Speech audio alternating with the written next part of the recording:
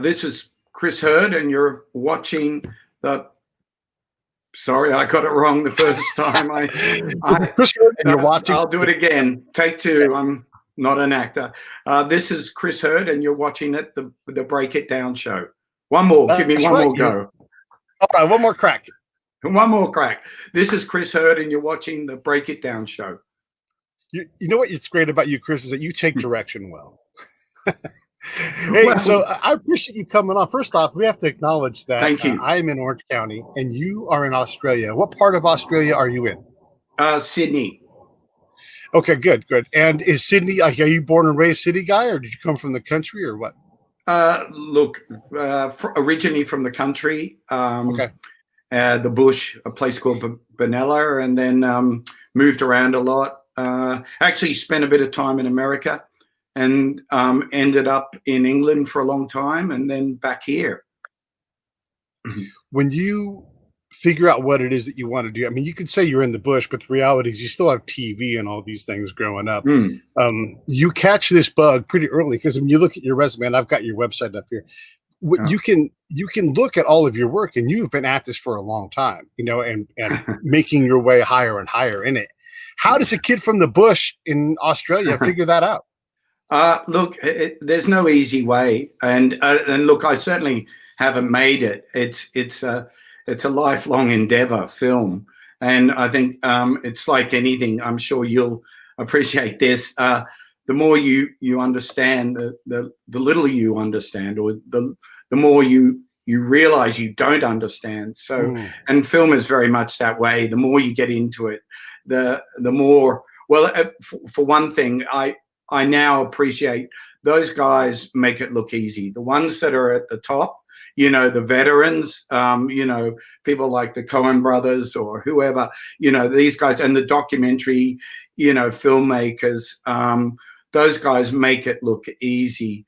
And it's not. It's really, really difficult. And I think I've only kind of made it by making every mistake along the way. Yeah. I like to say my bonsai tree of life is a stick, and I've just pruned away all the mistakes, and it's just a stick. There's nothing left, because I've done it all.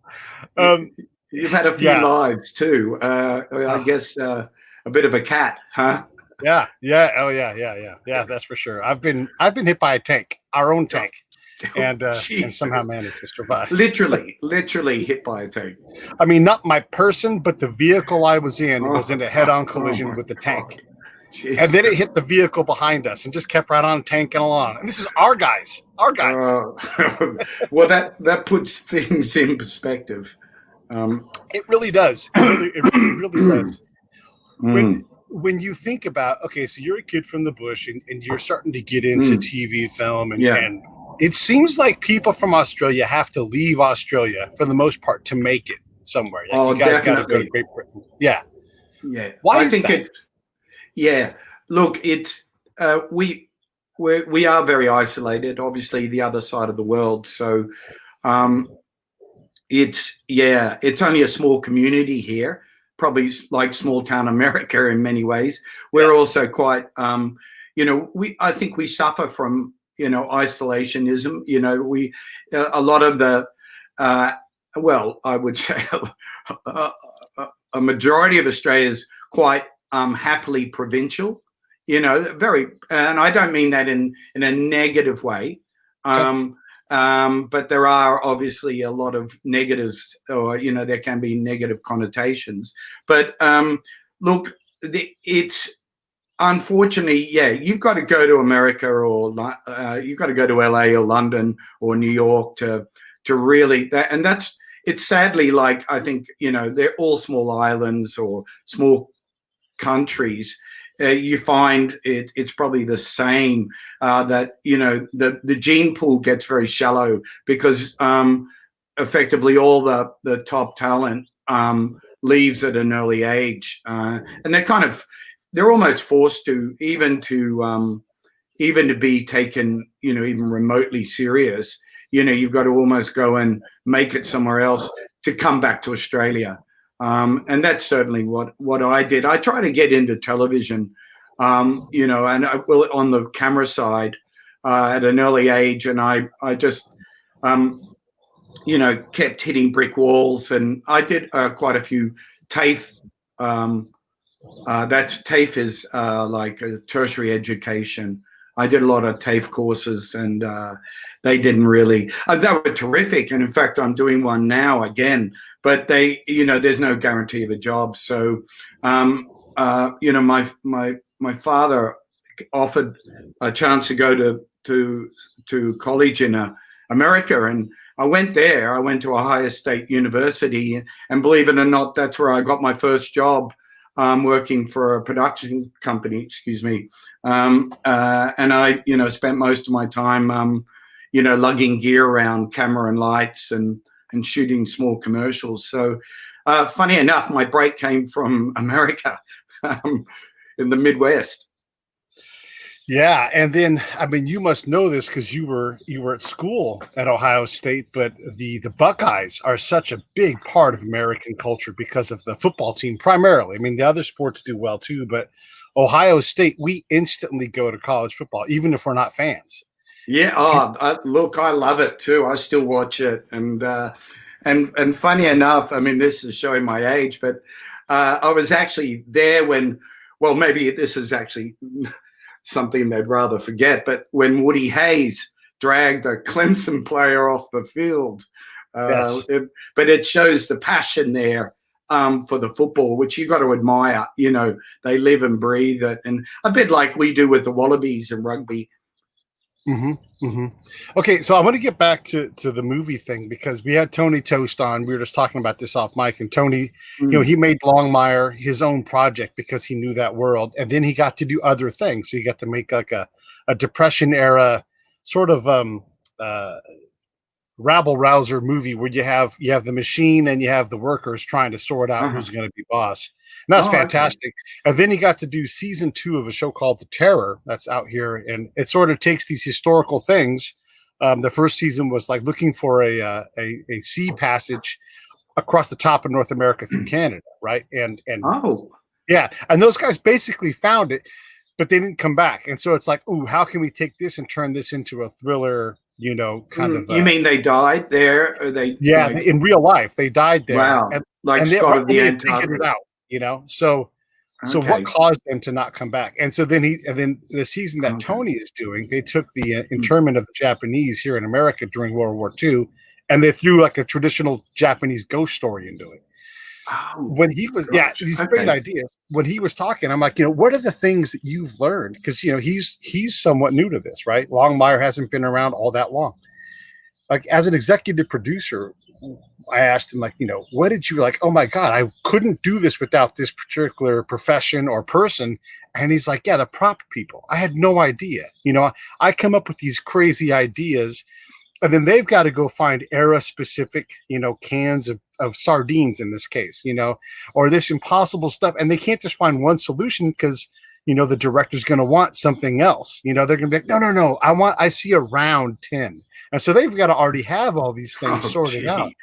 And I think about that, and I'm like, oh my God, yeah, there are so many details because it really is. Yeah. It's your entire world. I mean, what is that thing for you? I mean, you've made this movie, Finding Your Voice. What was some of the things that you like, just like, I had never thought about needing to understand this or have this capacity? Well, the weird thing is, I think all, you know, young people out there,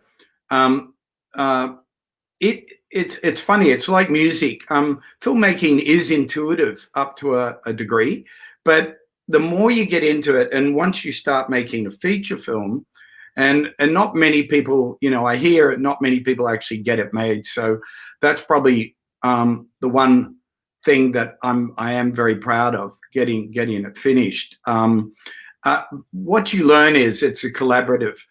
That, just like you said, you rely so much on other people, and I guess, and that means you've really got to work at relationships.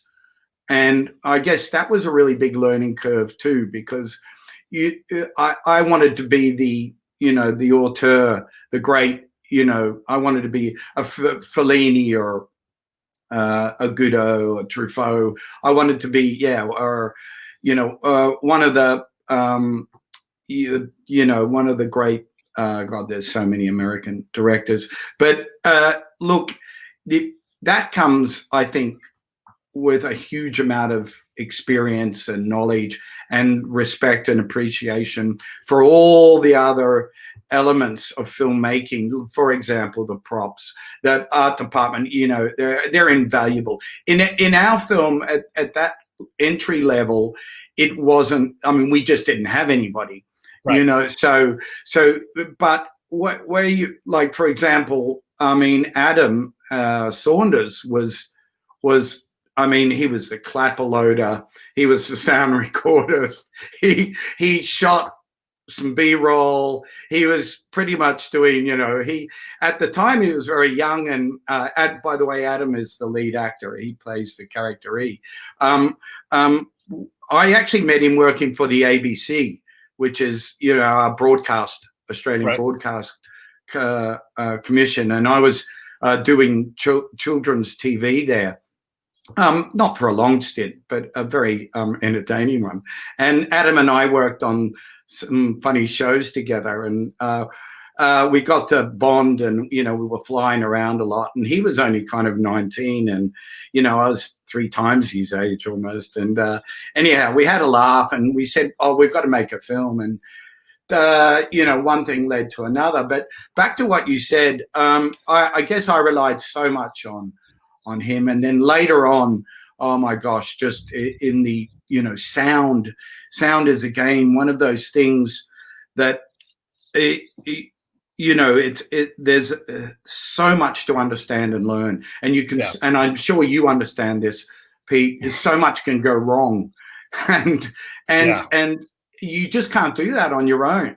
So the first thing you've got to learn is really, or understand is to respect all the other elements of filmmaking, that it is a collaborative, that it is audio visual. And I guess now, after making the film, I'd probably say, the audio is probably as important, if not more important, than the picture. And of course, coming from a camera background, that's hard to say.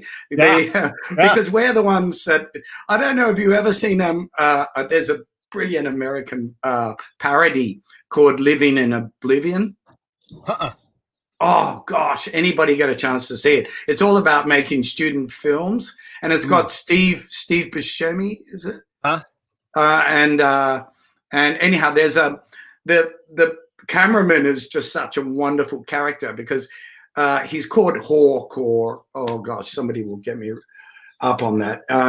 It's some real masculine name, and he wears a patch, an eye patch. Yeah. And I don't think he has an issue with his eye, but he just wears it. And so the DOP, the cameraman, the director, they're all such, great, and certainly I guess in the Western eras, they were this great sort of the great dictators, and macho sort of dictators that we all kowtow to. But I think now more than ever, with people having a real understanding of all the other departments, you're really there more as a conduit, just to direct people and bring synergy to a film. A lot of questions come out of that last thing. And I'm sorry, cut me down if I'm a bit nervous, so I tend to ramble. No, it's great. Don't feel bad. You're doing awesome, man. So, okay, I wanted to say this too. One of the things that Tony was talking about, and I literally had never thought about this, is, when you're the executive producer, or one of the executive producers, you're minding the budget. And so, your project takes the crew from Australia over to New Zealand and everything. And then when you go on location, like, you've got to think, like, I need this shot here. Since all of the crew are here, 20 people, 100 people, however many people are there, what else can I do when I'm standing there? So, we're going to use this barn because it's beautiful. What other shots can we get done that day, so we don't just go somewhere for 15 hours and come back and only have 8 minutes of film done? Right. Yeah. Yeah, it's go ahead. remarkable when you think about that part of the logistics and then the money calculator that must be going on in your head all the time. Yeah, well, that certainly happened on our shoot. And I guess one thing was we were all very naive, and never made a film like this. So it kind of was every day we woke up, particularly in New Zealand, and obviously we were on a shoestring budget, and there were only actually about three of us flew out. Adam, myself, and Pat. Oh, and Michael Long, sorry, who was a great supporting actor. Yeah, so we all sort of lived in a one sort of cheap, it was kind of like a rental apartment. So we all shared the one area. We were there for about a month. And yeah, we had to make it up every day because often what we had in place fell through and then, it wasn't right. And then because we were so young, our producer, Pat Rohr, it was his first time, he'd ever, produced or even production managed. So it was a huge learning curve for him. So exactly what you said, because I was holding purse strings, and of course, Ben Rupp, the other exec producer, wasn't there at that time. It came down to me. And I guess you do become quite draconian when you know you only have a limited amount of money. And like you say, you've got to get something in the can. You're there, you got to shoot something. And that's exactly, we just had to improvise. And a lot of the times, we just go out and speak to people around the corner or and just be inspired, driving around. We go, wow, look at that location. And we go and talk to the people. And this was all in Auckland. And fortunately, the Maori community in particular, and we were focusing on areas that, did appear to be more sort of traditional or rural. And the people there are just so hospitable and so inviting.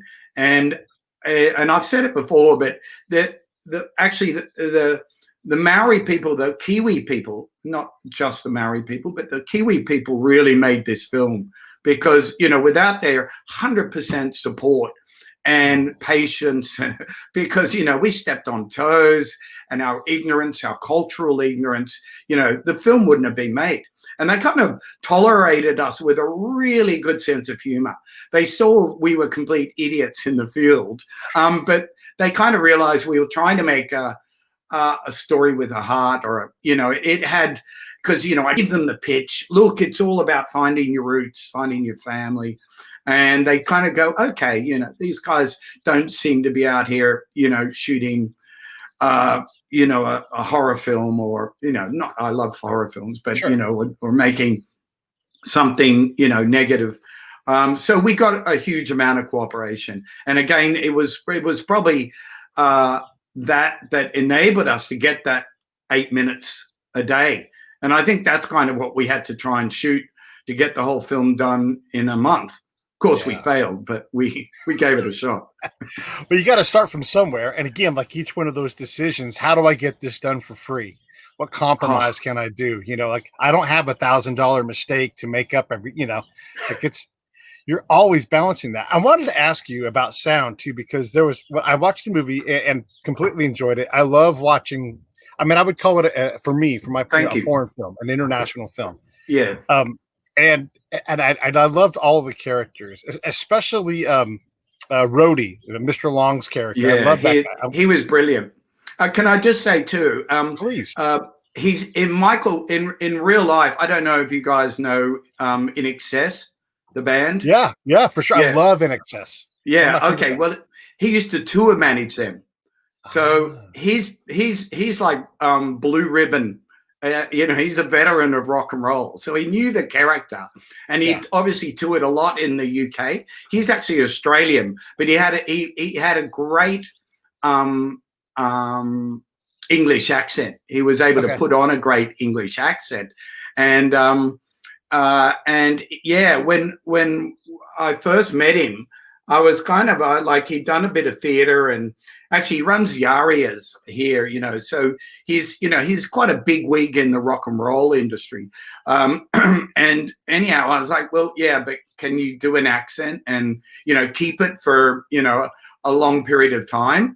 And he was like, sure. So when he turned up, anyhow, in New Zealand, he just stayed in character. He didn't come out. So he became roadie.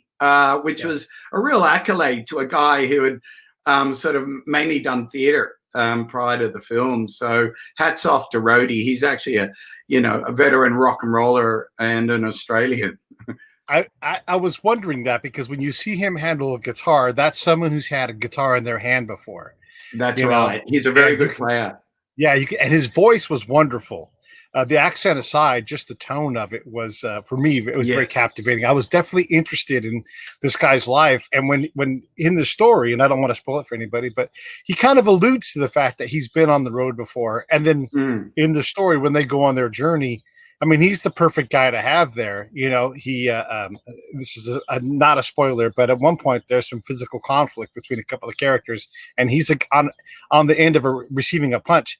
And he has either seen that or experienced that firsthand on the road, and then you're still on the road together. Yeah, in the Army, some of my best friends have either been punched by me or have punched me in the mouth, because sometimes you need it.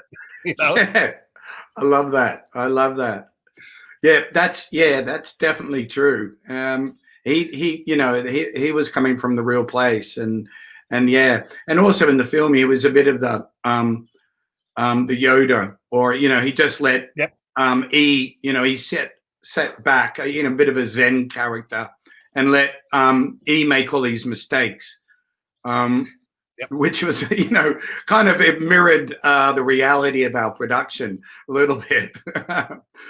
Yeah, I can definitely, I can appreciate, now that I've seen the movie too, and I again don't want to talk at all about towards the end, but you can understand, he was the right choice to go on this adventure. I wanted to ask a production question, and I don't want to be critical, so understand when I ask this, I'm asking it. No, be critical. Look, that's the one thing, and don't be shy, because the one thing, after making this film, the one thing, if I could, and actually I'm trying to do a teaching course, because I'd really love to try and teach a little bit.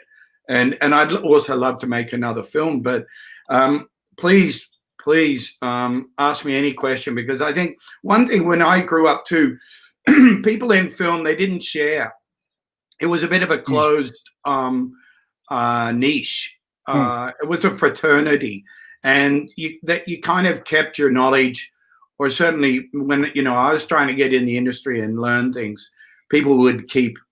That's a generalization. I'm sure there were a lot of wonderful, giving people out there, but I found it hard. So please ask anything. I will. And by the way, I think any movie that gets made is a miracle. They're all impossible. So yeah, the fact that you've made a movie makes you a superstar to me. The question I have is, during the rap trio's audition, they're in this big spacious room, and the sound is, echoey. And I didn't know, if that's hey, it's going to be this way by design. I want it to sound like this, or this works. What was your decision on that sound, and why you picked it, in terms of because the rest of the movie sounds totally different in terms of that. So I thought, I wonder if that's purposeful. Look, the honest answer is it's what we got on the day, and we couldn't ADR that, just too difficult scene. And another reason is there's actually a very funny, but unfortunately it's not a PG version of that rap, which one day it might get out somewhere. It's hilarious, but of course we wanted to make sure that this was a family film, and so actually that scene is really butchered from what it originally was. And one of the other things and it was a mistake we made earlier. I didn't pay enough attention to sound, and we had a very young crew on sound, and obviously to do sound with, I think we had one boom and 2 radio mics, and that was it, and there was no boom swinger. So the poor guy, and he was just out of college. He had to try and do both, and it was just a tall order, particularly in that situation. That was the sound we got. When we went to the mix, however, and we did the final mix at Trackdown, and they did do an amazing job. It took a long time because of our budget, but they did an amazing job. They decided, well, it's an echoey. This is how it sounds when you're doing an audition. And so, they didn't try to fix it, if you like. So there was an element of intention there, but it certainly came after the event. And I think that this goes to the nature of the kind of movies that you make, when you're making an indie film or a small budget film. I mean, and that's why, like, again, as a producer, I hear it's trained, and I'm like, is that like, hey, this is what we've got, we're going to work with it. And then, like, okay, it's not ideal, but this is what, like if you rent a space for the day to audition acts, you don't care. You're like, that this space is the place where we're at. And so it is got to work. Yeah, that's right. That's right. And again, a lot of it was improvisation as well, and we were relying on friends and family all the time too. So it kind of, there was a lot of improvisation. There was a lot of making things work, and that's very much part of the industry, as you know. You just have to make, and from what I gather, even when you get up and you're doing big budget films, they still find that the same. I'm not sure if you've been involved in that. I know that you have fingers in a lot of pies, but it's you'd probably know more about that, having interviewed so many people too, that I'm sure they come across a lot of the difficulties. It's overcoming, isn't it? Issues. And that's what I guess you learn in the military, isn't it? Yeah. There's no like, okay, let's go home, or no, we're not gonna work today. Let's try tomorrow. You got to just roll, haven't you? Absolutely. It is. So one of the things here at the podcast is people always, they want to talk about this or you should do that. They always assign me extra work. I don't need extra work. I've got plenty of work. My plate is full. But I learned something in the Army, and the sergeant major, he's the guy that runs around and makes sure that you've got what you got, that you're trained, that you're meeting the standard and everything. And he would look at you and go, "You got what you got." And you're like, but I don't have what I need. It's like, you got what you got. Execute the mission. And you're like, oh, I get it. This is what I've got. And so you go out and you do it. And at the big, gigantic budget level, you get to care about nits, but there's always nits to pick, and so you get this, I guess I would say you get like this line of quality that's required with the big budget movie. But with the indie movies, you don't have to do that. Even like the look of all the people, like you got to go actually cast and have people in the movie that were actual Maori people. And, they're from Maori, there. They didn't Maori. have to look Maori people. They didn't have to look a certain way because you're just like, no, you're from here. You can't necessarily do that in a giant budget movie. They're every single thing becomes a decision, and you guys get to go out and roll something.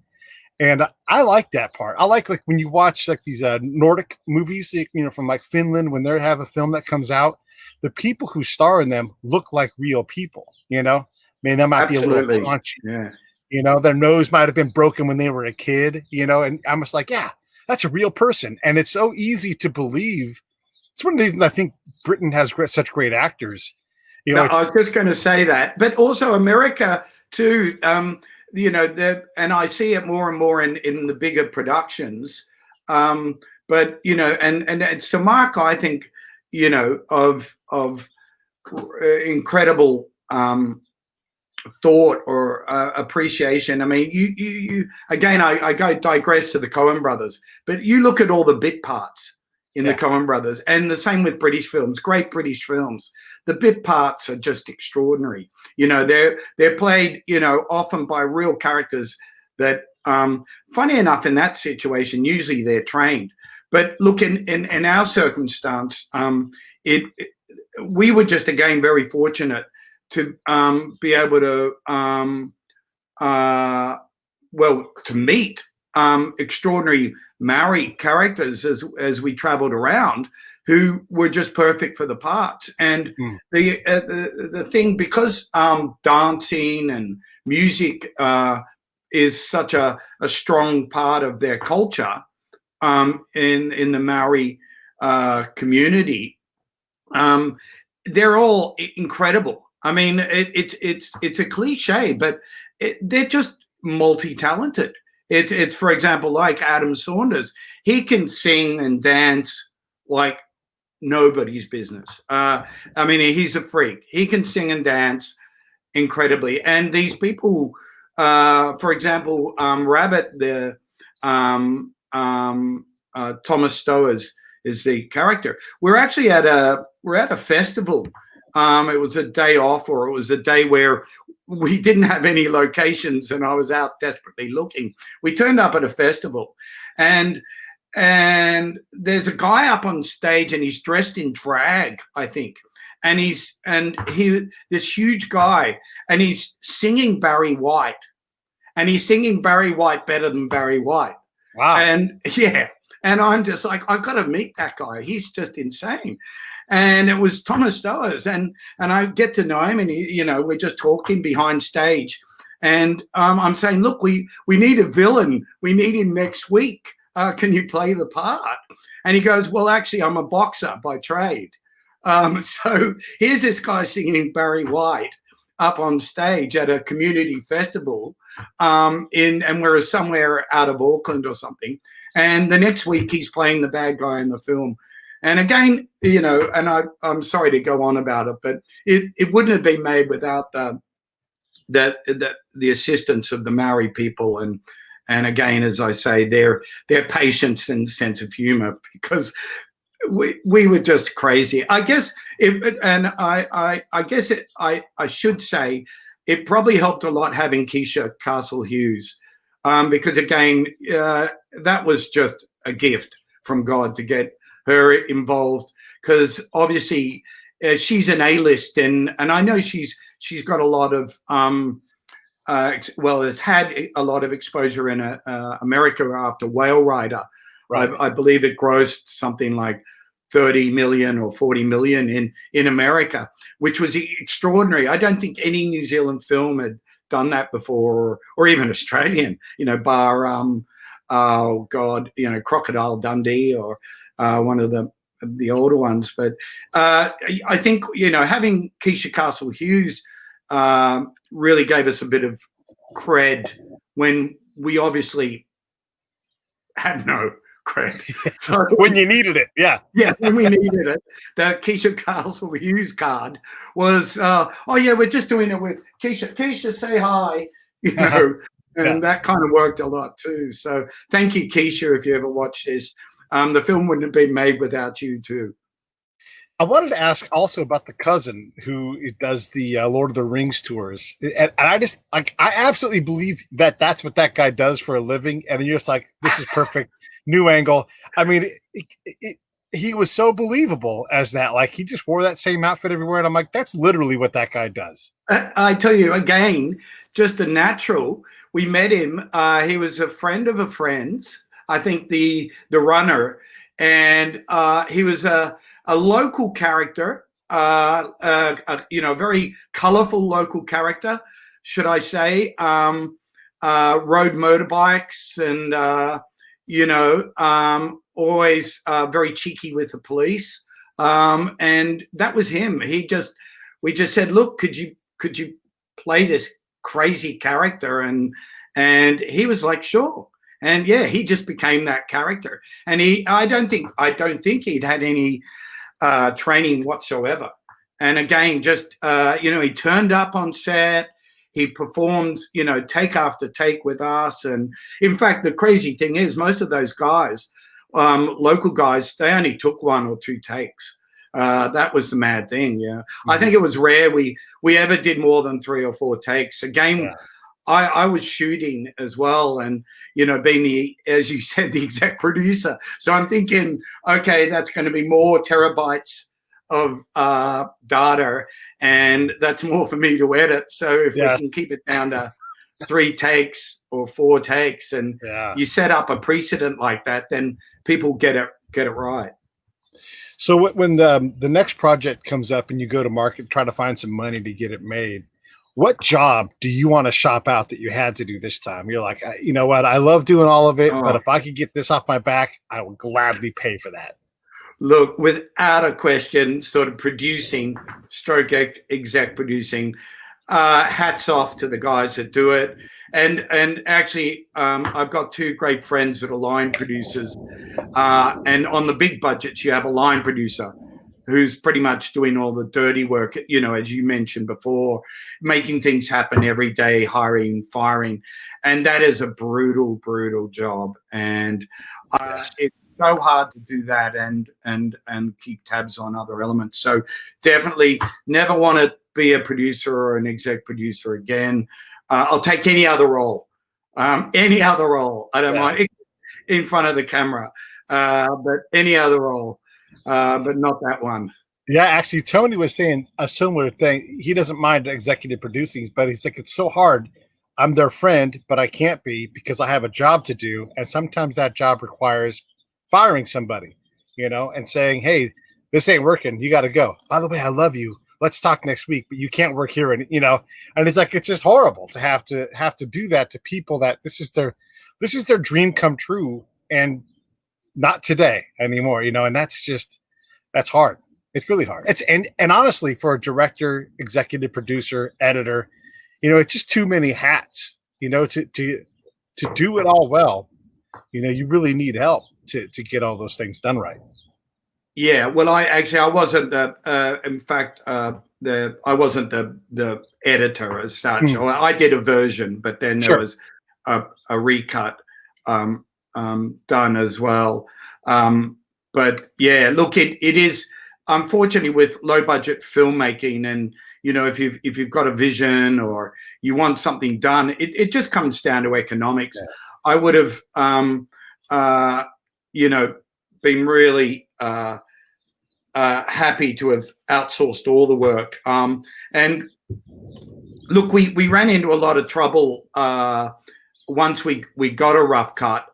We couldn't really move it anywhere, and we were fortunate enough then to get an exec producer on called Steve Jaggi, and he then opened up the doors with a lot of talented other editors and sound. Basically, the post area, he opened that up so that you know, it was brought to a level of professionalism or a level of polish that was acceptable, I think, because that's the other thing. Getting a film to kind of pass, we all take it for granted, and I know you understand this because you picked up the audio, but actually getting really good quality picture and audio comes down to a really stringent post-production and really talented people. So you know, I'm just desperately looking for because there's so many people. I just wanted to mention 1 or 2, but go ahead with the next question. I'll just that photography side, you know, you're a camera guy coming up and you can look at the film, but you don't always get, and I'm just making an assumption here, you don't always get the shot that you want to get, you know, like this is the shot that we're, you know, these are the shots that are available to us. You know, if we had time and budget, we could scout a different location. We could wait for a different time of the day. But that must have driven you crazy. Yeah, because that post-production is served by great pre-production, you know, site location, scouting, and all that stuff. How Yeah. much of that was hard for you as, again, as a camera guy coming up? Look, again, I think we were really fortunate. I think, for a lot of different kinds of films, because this was a road movie. New Zealand is just drop dead gorgeous. You can't go wrong anywhere you point a camera. It's it's impressive. So we kind of we were very fortunate. And then as I said, we were very fortunate that that we actually got the cooperation of the local people.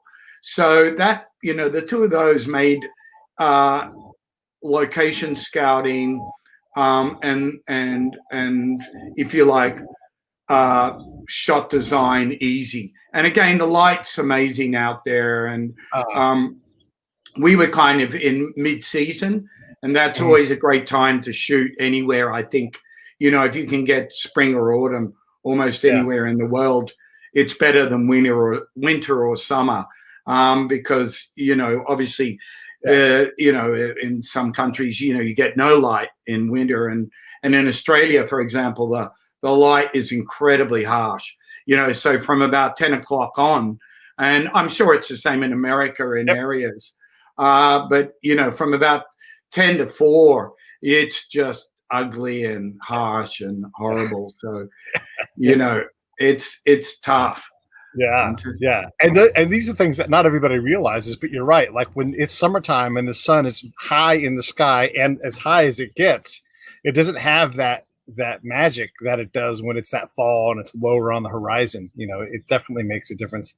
The other thing I wanted to ask is, why New Zealand? Why the Aboriginal folks there as opposed to just staying at home and doing it in Australia and some kid grabbing a didgeridoo and finding his voice that way? Look, that would all come down to as much as as I said, I've just been always intrigued by the Maori culture. Also because they're one of the few, I think, cultures, indigenous cultures that have stood up to the sort of Western avalanche. And they even they called the shots. I think the British gave up fighting them, or at a very early age, they took one look at, their all black sort of lineup, and they just and also because they're a very sophisticated culture as well. Very, all the Polynesian, like the Hawaiian culture too, incredibly sophisticated, and they've been around so long, and so they kind of they were able to agree on a treaty where which I don't. It's the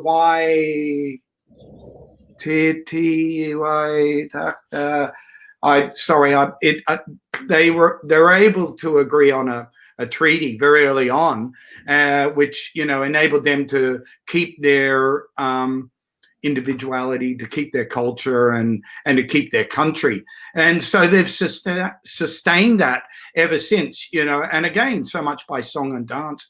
And the one thing you do see there is respect, particularly with the young and the old. Adam had some. They joke about it. He had some family that were a little bit cheeky with the police, shall we say, or over in New Zealand they say there's the in-laws and outlaws, and the outlaws are actually a motorcycle gang. So anyhow, I saw these guys that were outlaw motorcycle gang, and when a grandmother spoke to them, they were just little boys. And that's a kind of community that out there. There's absolute respect still to your whānau, which is your family, and that's inspiring. So that's something you never get tired of. And I guess again, what intrigued me, with the Maori, and then I guess the second element. Sorry to go on, but Adam Saunders, obviously being privy to Adam, and Adam was, if you like, they always say in documentary, it's all about access. and film to some degree. But Adam, was just extraordinarily talented, and he was part Maori. So he actually wanted to go. He'd lived in Australia, so he hadn't spent a great deal of time since he was very young in New Zealand. So it was almost there was elements of truth in the whole him returning back there, because he did actually go back to understand more, or he certainly found out more about himself and his culture. And one of the things for me which was so moving was his relationship, which actually is mirrored in real life, with Tama Lundon, who actually plays himself. And I'm not sure how big the Herbs are in America, but in Australia and New Zealand, again, they're like, they're like the Leonard Cohen are there. These guys are huge. They're like, how could I say it? The Bob Marley kind of New Zealand, and not just for their musical prowess. It's because of their political, underlying statements that they were against French nuclear testing, or any nuclear testing. They were against. There were many things that they fought about, and poverty, and there was also a lot of conflict with tribes in New Zealand in the early days, and they wanted to bring around harmony, so they play at the different venues. And one of the things that they always try to push is peace. So here you've got Adam sort of really spending a lot of time with Tama, and of course they're both musicians. So when we weren't filming, they were jamming. And Tama Lundon is a guy, just to show how understated and beautiful he is.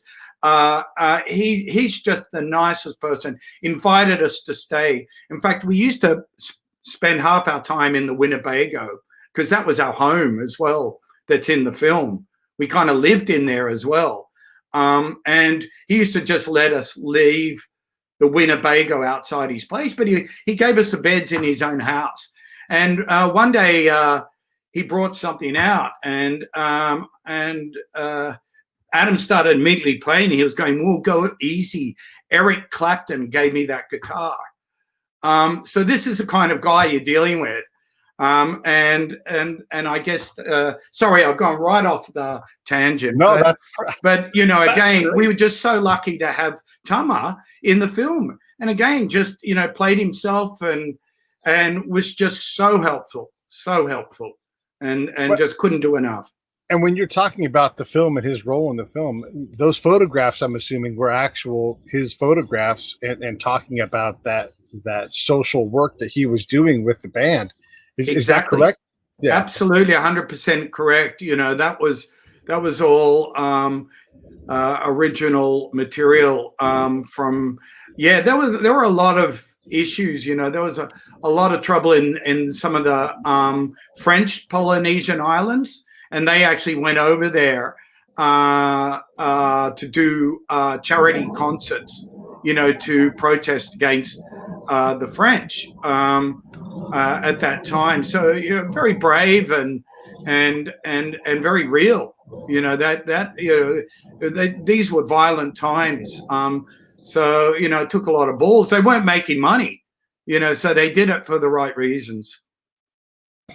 Yeah, that's great. I was hoping we would get into that, and I'm really glad that we did, because we don't know who Tama Lundon is. I'm going to put a link up right now for anybody to look at his IMDb, so you can at least spell his name right, because it's not easy to find him. But Lundon. Lundon.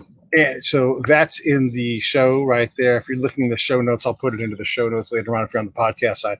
But yeah, the point of these things, and one of the things I love about the show, is we get to expose a lot of people that are incredible talents from their part of the world, but because they don't break out in the West for whatever reason, they don't exist. We had this wonderful, another smaller budget movie It was made in Cambodian by a couple of, I think they're first generation and not be native born, but they're Southeast Asians. And they made this movie during the killing field era of Cambodia, but it was about music. And brilliant. Yeah, Gosh. and it's a gorgeous film. Like, I mean, just the shots, and then it's about music and love. And so they have, and I can't remember his name, but his first name is Shin. He does that song, and I can't say any of the words in damn, but it's about home. It's about home. Yeah. And it's a world famous song, except for, you know, not in America. You know, it's sort of like it's like their version of The Girl from Ipanema. Like, it's that. Oh, wow. Okay. Song. Okay. But yeah, so her name's Nerde Trin, and she's one of the producers of the movie.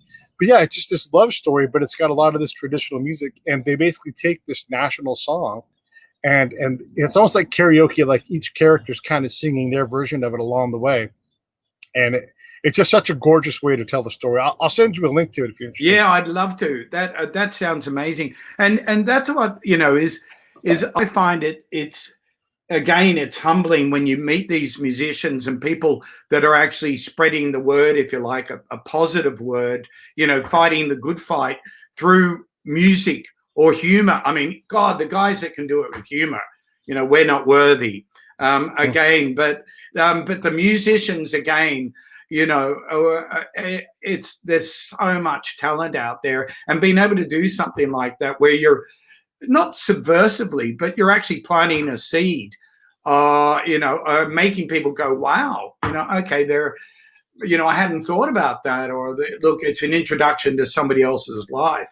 And I guess that's where I've been very privileged, again, just, you know, from doing so much doco in the old days. Well, you know, I think it's very similar to yourself.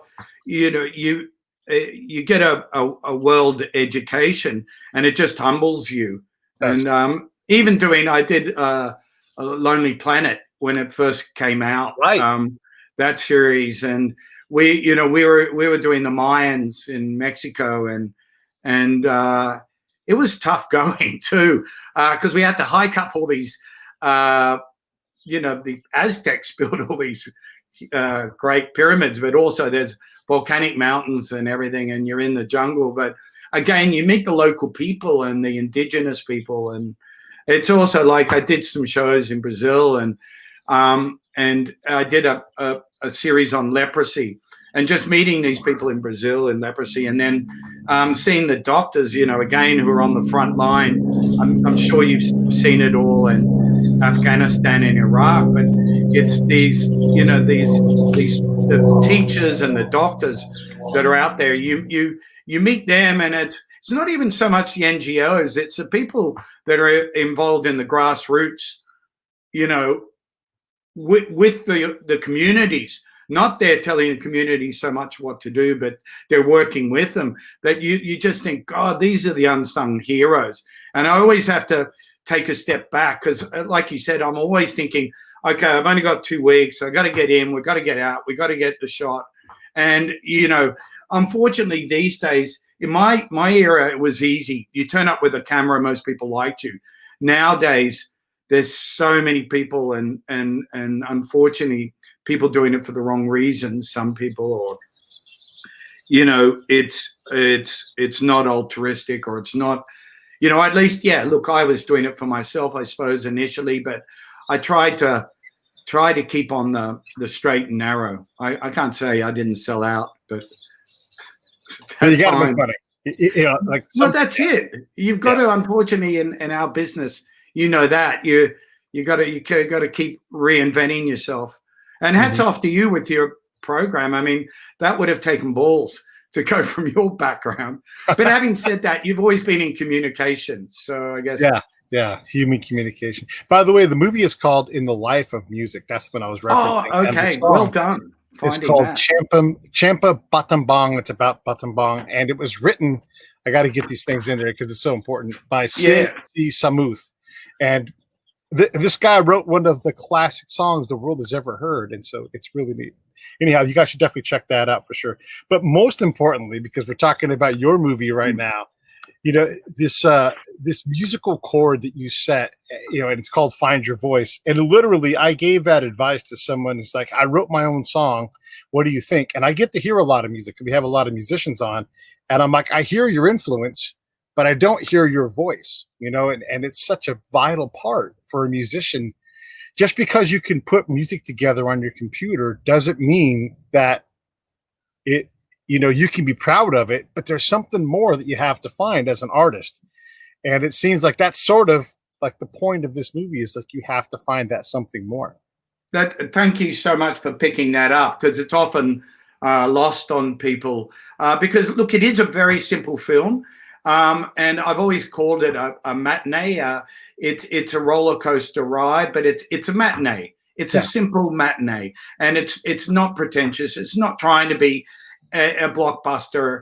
It's not. It's just a fun, simple film that I wanted to make, you know, for my son would be able to watch. You know, he's only 12, and he's a big fan of Adam's. He doesn't like my work that much, but that's a father-son thing. But look, he kind of likes the film. You know, he's quite proud, which is really weird a bit, because, you know, it's you know, on the scheme of things, you know, it doesn't rate with all the incredible films out there, but he's proud, I guess, of it. Yeah, look, I guess just to help me along here, just remind me. Sorry, I just got. Well, we're just talking about finding your voice. Yeah, finding, you know. Yeah, that's right. It certainly it has been about content, I suppose. That's what it was all about. Trying to find his voice. So it's obviously it's what it says, find your voice. You know, it's an obvious name. Actually, the name, the editor who came on board later, that Steve Jaggy brought to the party, his name was Adrian Powers. He actually came up with that name, and we're all like, no, it's too basic. But then it was like, well, it is what it is, and it says what it is. It's about finding your voice. And I think, you know, particularly in music, I spent a lot of time in London, and I tried to do a doco. For some reason, you know, the BBC weren't interested in it, but it was about the time David Cameron was hugging a hoodie. I don't know if you ever remember that, but yes, it Hug a Hoodie came in, where there was just, you know, a crime, child crime. And I don't know how the parallels to LA or New York, but the crime in London, we were living, I lived for about 15, 20 years near Notting Hill. But there's, you know, people don't understand. They see Notting Hill and they think of the film. But there are estates literally 2 blocks away. And you go into these estates and it's like Compton, you know. And so there's another side. So these kids grow up, and I've really digressed. But I started following them around, and they, you know, they showed me, you know, because of a contact I had done some work with in Sierra Leone, I kind of got allowed in, and then they showed me they were drilling guns out of replicas. So they're making real guns out of replica guns, and they had sort of small arsenals. And it was all about turf, because selling pot, you know, because they had to, you know, it wasn't about going out so much and mugging people. It was about just looking after their own turf for selling pot. And these kids were all 14, 15.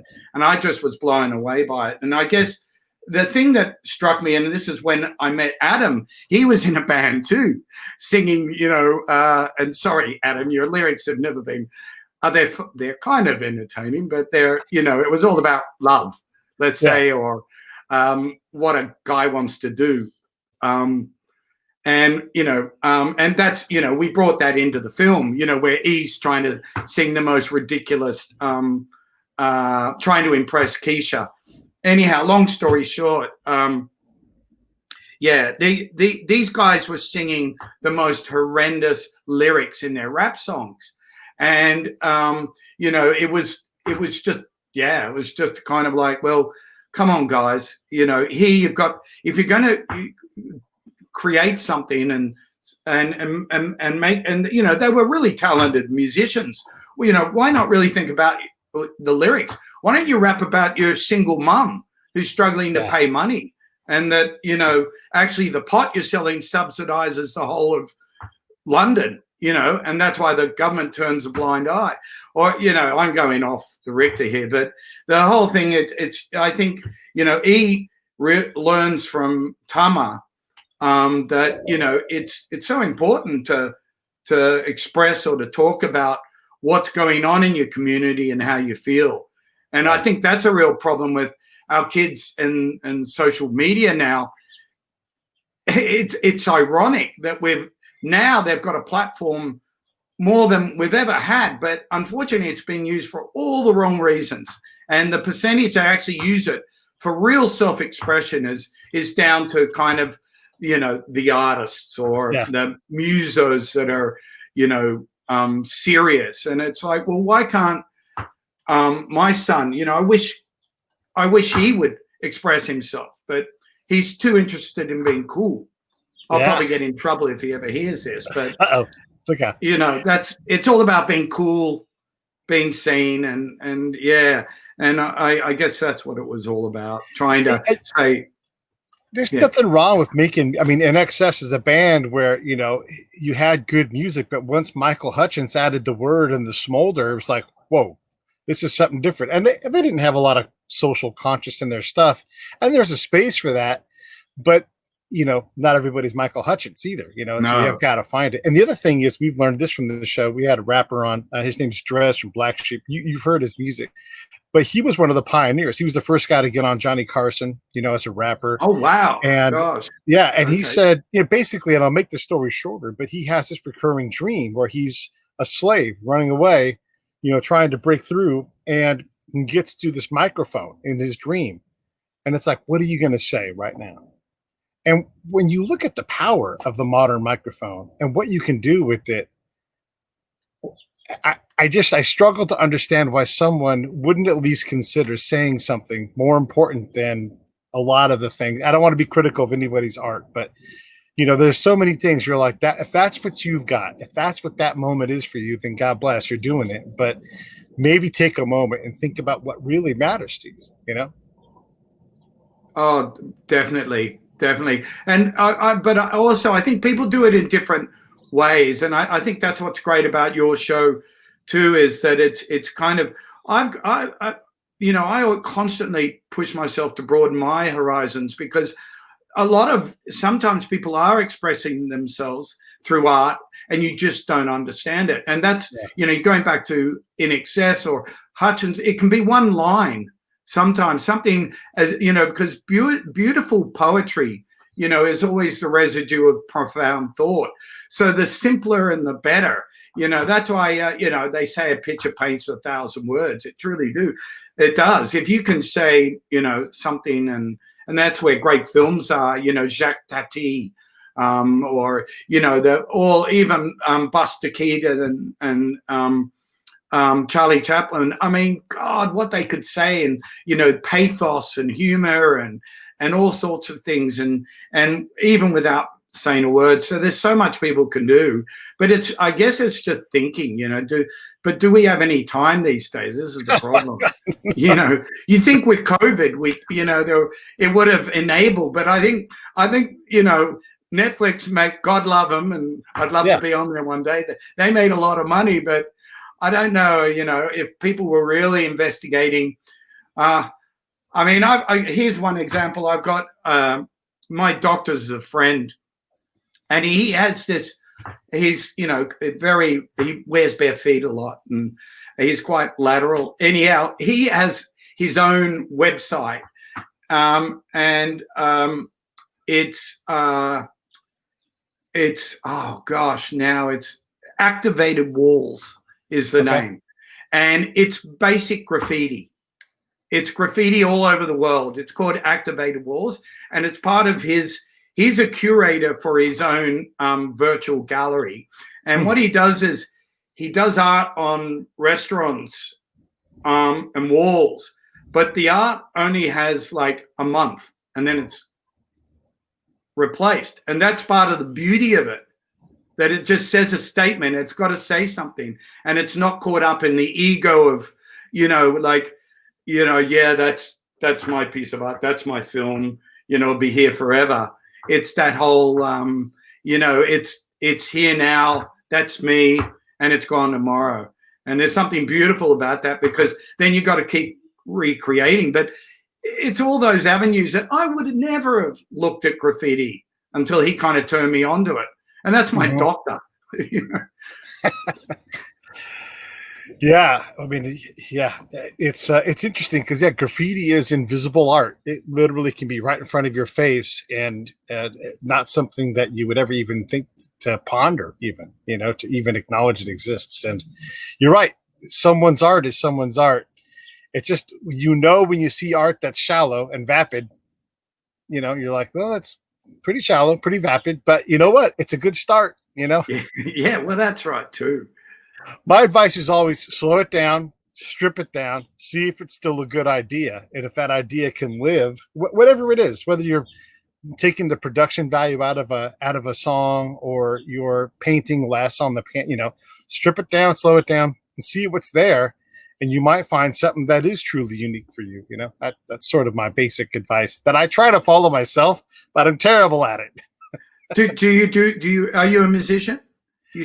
I have a guitar back right over here. Anyhow, yeah, I can play a little bit. I can carry a tune when I sing, but that's, you can also only have so many things that you're expressive and good at, So like, I'd love to make a movie or write a screenplay like you have, but who's got time to do all the things that you want to do, Never say never. Come on. I'm not saying never. I just don't have time right now, Yeah. So, and I am busy creating something. So, well, absolutely. And giving a voice to people like me. I mean, thank you so much. Because look, it's a great experience. Oh, well, thanks. Yeah. And I don't want to take too much more of your time, but I do want to ask you one more question. What is next? I mean, the movie's out. Everybody should watch it. It's called Find Your Voice. Watch it on Amazon, and there's a link there, and it'll be in the show notes. But what is next? Surely you've got some kind of a project you're going to try to get going on here soon. Yeah. Well, look, that's always a big one, isn't it? Yeah. And I guess this one took so long to make. It's really made me reticent about going through and making all the same mistakes. So I guess I'm trying to get it right on paper, which again is probably the best thing anybody can do. Get it right, just like what you said. Strip it back. Just keep going back to it, looking at it, get it right on paper, and then move forward. I guess we wouldn't even be in this situation if it wasn't for, Steve Jaggy obviously helped a lot. Pat Rohr, the producer, is always stuck in there, and Ben Rupp, who's a dear friend of mine, and he actually put up the initial seed money. Funny enough, he's from Columbus, Ohio. I met him at Ohio State University, and nice. Yeah, good old Buckeyes. They came through and financed the film in the early stages, and it's their support that's kind of kept it going and kept it alive and got us to a stage where IndieCan, came on board, and it's not easy to get a deal out there or just to get recognition. So we're forever grateful for Randolph and IndieCan and the team there for getting involved. That I guess brings me around to where I do have a script. I guess everybody's got a script. And it's based on a book. It's called A Song for a Scarlet Runner. It's a brilliant book. So for young people, it's a young children's book. It's an amazing script, and it's an amazing book. But I kind of took the script off in a different direction, and I haven't had much luck pushing it yet. But it's it's an extraordinary tale about a young girl who sort of goes through all these worlds and ends up with a a young friend, and you know, she has to overcome all these battles, and I guess there's similar themes. It's she in this journey. It's about finding herself. But I'm always looking for projects. Pete, I'd love to hear anything that I was looking at something that you did, but because sometimes you just think, was that you or somebody else? Did you do that film where you were following the caravans around? No, that wasn't me. No, that was someone. Okay, because you've done some crazy stuff too, and I was just thinking, well, these could have been films, or some of them documentaries. Are you doing much doco? Oh man, well, so I've done what I call as a podumentary, and I talked to a bunch of, and actually I have to finish releasing the rest of it, but I talked to a bunch of former inmates who had done things like murder, that kind of thing, and I wanted to understand their condition before, during, and after prison, and then how the external environment impacted them, whether it was the prison system or whatever it was. And so I talked to all these different people, and we've made this entire storyline. So as soon as I get that off my desk, yes, there's several different projects that I'm interested in trying to find a way to create it, because I think that the good thing about the podcast medium is that you can truly do it in just audio, or maybe audio with some still images, and you can really tell the story in that way, and do it for a budget that I can afford, because basically I just outwork the problems and work within my limited budget. But that's the main thing I've done. But you're right. All of my spy experience, there are so many stories and documentaries. Like if someone would just give me a little bit of money, I could bring back incredible stories. Have you ever thought of revisiting, or it's really not the time, obviously now, but sometime down the line? I always think that's particularly in your situation, with the world just changing so quickly and rapidly. Yeah, and I like to always say, like, I know a lot of warlords. I really do. Oh my God! Have you seen that film Lord of War? Oh, I think I have. Has that got Nicolas Cage? That one? Yeah. I've seen that. Yeah, and God, that scares the hell out of me. But what a brilliant film! Yeah, So there's those kind of things where I can put together a story, but it's all time and money. Yeah, and deciding like which idea needs to get out of me. I'm sure you can recognize that, like 25 different ideas, but which one? Which one? That's really nice. Yeah, I guess I'm in the same situation. And then it's also thinking, well, what will it achieve too? Or right. That's what's the means to an end. Well, people always say, like, you need to write your book, and I'm like, yeah, someone needs to give me an advance, I can't spend a year writing a book and then you're like, you didn't make any money. Like, I don't have that luxury, That's the problem too, isn't it? We've got to all pay the bills, and look, that is one thing I have to say too. I didn't say it, is, my God, how patient and amazing my wife and my son have been too, because it is an indulgence like writing a book. And the fact that they gave me the time to make the film, over years and years and years, and put up with the highs and lows, because you get very low in the middle, and when it's not going anywhere, and and just them tolerating me. Thank you very much, guys. I really appreciate it. And it's a big sacrifice for them. They don't have huge. I mean, there was one point there where, like, I'd sort of tapped into the mortgage. That the old cliche. It's a scary business, as you know. Get an advance. That's it. Hey, someone comes with an advance and says, yeah, no worries, we'll market your book, and we want you to spend a year just writing it, and here's some help. Okay, great. Then I can justify it, but I can't just on a lark, do it. And then we do the doco. Yes. Yeah. I'd love to. If they would give me a camera, you and I will go run around Afghanistan, be as safe as can be, and we'll come back with something incredible. Someone's just got to break off a check. Definitely. Or as long as it's kind of calmed down a bit, it's still, you know, Yeah. it's. I don't know how you guys do that. Hats off to again the media too. I think it's got to be born into you. It's a developed skill for sure, though. Like when you come in, you know, like wherever you go, you actually have to care about the people you're there. You have to ask the right kind of questions. Course. You know, like if I was to show up in Australia, even if, like, the one thing I always try to say, and we're really bad at this in the American military, is don't try to out Iraq and Iraqi. Don't try to out Afghan and Afghan. Just, you know, just say, hey, how do you guys do this? You know, if I was to say, how do you guys do Christmas? Because it's summertime, it makes no sense to us. It doesn't help, but tell me about it, you know? That's so funny because my wife hates Christmas here. She's English. And I met her over there. You know, she's been long suffering for 20 years. And we've been back here 10 years. And she's just Christmas.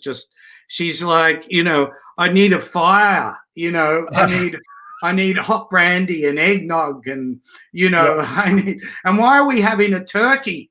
And it's 90 degrees Fahrenheit or 40 degrees Celsius outside. And I mean, the one thing I always try to do with my son is get Christmas barrels, which is we go surfing, which in fact, it's never happened, but that's the laugh.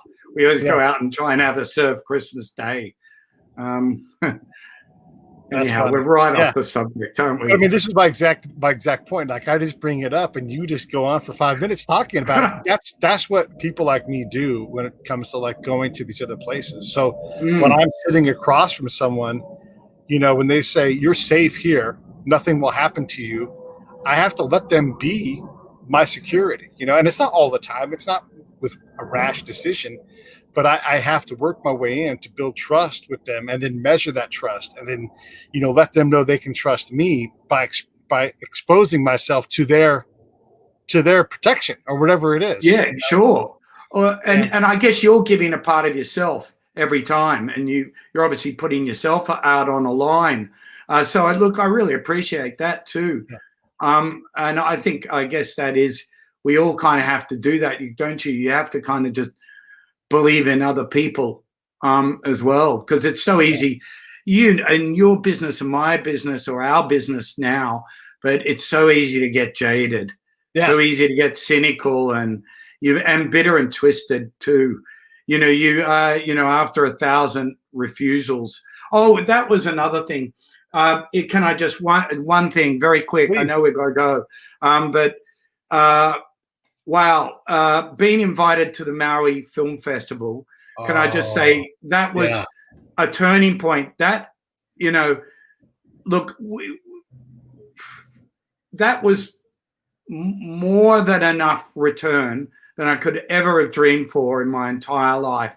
Being invited there by Barry and Wendy, Barry, who's run it for 20 years. Oh gosh, his name Barry. Let me see. I've got it. He broke Keisha's film in Maui. So it was actually Maui where it was discovered. Whale Rider. So sadly she couldn't turn up for our film there, but it was the most amazing experience. The hospitality was second to none, and the fact that they gave our little film a shot was just amazing. And it's a moonlight theater. It's in the most beautiful golf course, and there it's one thing. Sadly, my wife and son couldn't come, but it was the highlight of my life, you know, being there with Pat Raw, producer, and Adam Saunders and Ben Rupp, you know, the loyal exec, and just we had so much fun. And then when it was all over, because there were some amazing films, and we were very humbled, you know, by the experience, but we actually won the audience award, which was so kind. Because, you know, we weren't in that league, but I think the audience just were very friendly and very kind. And you know, I think they they saw something maybe like you did in the heart of the film. So, Absolutely. real appreciation. Thanks, Barry. Thanks, Wendy, too. And thank you again. I mean, it's been a great opportunity just to talk. And yeah, well, anytime, everybody should watch Find Your Voice. You can watch it on Amazon. It's available on other platforms, but Amazon's simple. And all you got to really do is type Find Your Voice in there, and you guys will absolutely love it. I love when we explore these other cultures that are so, they're adjacent, but they're so different. And, the Maori people are that, the Aboriginal people from Australia, or, our Native Americans here, and to understand their life and to spend a few moments in it. I think it's a great set of colors to paint from to really express what they go through. And same thing with the tribes of the Middle East. You understand. And one of the things I love to do, here I am extending the show. Yeah, no, do it. I love it. I love it. But when you go to somewhere, if I was to come to Australia, or if I was to sit across in some kind of Maori hamlet or something like that, and when they are hospitable and when they do express who they are, it's the best. Just say, I love it here. You guys are so hospitable. One of my favorite lines is say, I've been to a lot of places in the world. You guys are some of the most hospitable people I've ever met. And it's all true.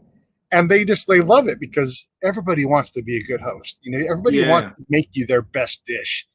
Let them know, like, this is the best. I love it. Thank you for doing that, Oh, well, I'm definitely a richer person in that I've learned and been humbled by the Maori culture and community too. No question. That's not BS. That's real. Because I'm no saint. I'm not going to be there at the pearly gates, I'll tell you. So, I can only improve in my life. And they really, showed me a lot in how to go, and live one day at a time and enjoy things, just enjoy. And they're just in touch. So, it's just been a fantastic experience all round, as this has too. Yeah, Chris, I don't want it to end. This is great. We've been going at it for almost an hour and a half, and we could easily do another hour. But let's I'm sorry. We'll do another one soon. And just thanks, man, for coming on. Everybody, definitely go watch Find Your Voice. You'll have a good time. And look, come on, it's $5 on Amazon. You guys got $5. Yeah, Amazon. Thank you too. It just rocks that they've made this kind of film available to all of America. So please watch it, guys. I'm sure you'll have a laugh. Even just for the Herb's music, and Keisha, she never disappoints. But again, really, thank you, Pete. You've been amazing. Thanks. And I'm sorry I've waffled. No, you're okay. I love waffles. All right, let me sign off. Stand by.